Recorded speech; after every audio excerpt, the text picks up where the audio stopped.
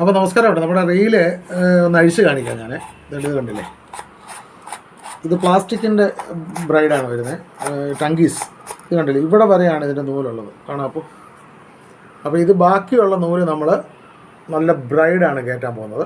ഇതല്ലേ ഇതിൻ്റെ ടങ്കീസും ഇങ്ങനൊരു കുരുപ്പിടുക. ഈ ബ്രൈഡ് എടുക്കുമ്പോൾ ബ്രൈഡിന് കുറച്ച് നീളക്കൂടുതലൊരു സൈഡ് ഇട്ടിട്ട് ഇങ്ങനെ കുരുപ്പിടുക. എന്നിട്ട് ഇത് രണ്ടും കൂടെ ഇതിങ്ങനെ കയറ്റിപ്പിടിക്കുക. കണ്ടില്ലേ, ഇങ്ങനെ കയറ്റിപ്പിടിക്കുക.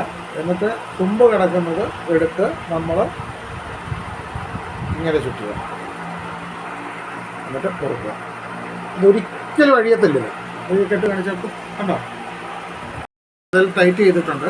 എന്നിട്ട് വീണ്ടും ഇനി ആ ബ്രൈഡ് നമ്മൾ ഇതിലേക്ക് ചുറ്റുകയാണ്. എന്തുമാത്രം വേണം നമ്മൾ ഇടയ്ക്കൊന്ന് തുറന്ന് നോക്കണം. അതനുസരിച്ച് ഒരു 30-40 മീറ്ററെങ്കിലും പോകുന്ന രീതിയിൽ നമുക്ക് അത് ചുറ്റിയെടുക്കണം. ഇങ്ങനെയാണ്, ഇതിങ്ങനെ പിടിച്ചിട്ട് ഇങ്ങനെ ചുറ്റിയാണ്.